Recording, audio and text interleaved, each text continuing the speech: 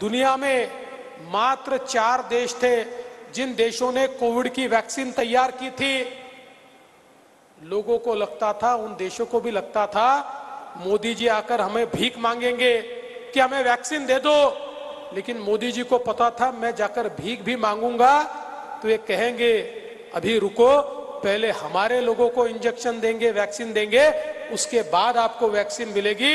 इसलिए मोदी जी ने देश के सभी शास्त्रज्ञों को एकत्रित किया। उनको कहा आपको जो रॉ मटेरियल चाहिए मैं दूंगा, जो रिसोर्सेज चाहिए मैं दूंगा। रॉ मटेरियल देश में नहीं था, हमने ऑक्सीक्लोरोक्विन अमेरिका को दिया, वहां से रॉ मटेरियल लाया, दुनिया के अलग अलग कोने से रॉ मटेरियल लाया और दुनिया का 5वां देश भारत बना जिसने अपनी स्वयं की वैक्सीन तैयार की। 140 करोड़ भारतीयों को मोदी जी ने 2 बार वैक्सीन लगाई। आज हम सब लोग जिंदा है तो मोदी जी की इस वैक्सीन के कारण जिंदा है। और केवल हम नहीं, मैं मॉरिशस जैसे एक राष्ट्र में गया था, वहां के जो हमारे सारे मराठी लोग हैं, उन्होंने वहां पर छत्रपति शिवाजी महाराज के प्रतिमा का अनावरण मेरे हाथ से रखा था। मैंने अनावरण किया और मॉरिशस के राष्ट्रपति को मिलने गया। अफ्रीकन ओरिजिन के राष्ट्रपति थे। उन्होंने कहा मिस्टर फडणवीस, आप मोदी जी को मेरे धन्यवाद बोलिए। मैंने कहा किस लिए धन्यवाद देना है? कहने लगे कोविड के समय मोदी जी ने हमको टीका दिया, इसलिए मेरा मॉरिशस जीवित है, नहीं तो मेरा मॉरिशस समाप्त हो जाता। और दोस्तों, ऐसा कहने वाले दुनिया में 100 देश है कि जो कहते हैं हमारा नेता नरेंद्र मोदी है। 100 देश, यानी जो हमारे नेता है केवल भारत के नेता नहीं रहे, विश्व के नेता हो गए। लेकिन ये कितनी बड़ी विडंबना है। आज हमारे यहां चाहे राहुल गांधी हो, चाहे शरद पवार जी हो, चाहे उद्धव ठाकरे जी हो, ये लोग कोई विकास की बात नहीं करते। हमने क्या किया ये नहीं कहते, हम क्या करेंगे ये नहीं कहते, कह भी नहीं सकते, क्योंकि पूरा जीवन भ्रष्टाचार से लिप्त है। कभी किसी के लिए कोई काम नहीं किया, अपने परिवार के आगे ये सोच नहीं पाए। और इसलिए ये लोग, इनका भाषण आप सुनिए, जहां एक और दुनिया में मोदी जी की वाहवाही होती है, वहां ये अपने भाषण की शुरुआत मोदी जी को गाली देकर करते, फिर और गाली देते, फिर और गाली देते, फिर और गाली देते, फिर ट्रैक चेंज करते, एकनाथ शिंदे जी को गाली देते, फिर 2 गाली और मोदी जी को देते, फिर ट्रैक चेंज करते, मुझे 2 गाली देते, फिर ट्रैक चेंज करते, फिर वापस मोदी जी को गाली देते, और गाली देते देते ये अपना भाषण समाप्त करते हैं। इनके भाषणों में गाली के सिवा कुछ नहीं है। अरे इनको पूछो, आप देश का चुनाव लड़ रहे हो, ये दिल्ली का चुनाव है, गली का चुनाव थोड़ी है। अरे बताओ लोगों के लिए क्या करने वाले हो, आपका कार्यक्रम क्या है, गरीबी निर्मूलन कैसे करोगे, कारीगरों को किस प्रकार से काम दोगे, आम आदमी का कैसे भला करोगे, आम आदमी के जीवन में क्या बदलाव लाओगे, हमारे युवाओं को कैसे रोजगार दोगे।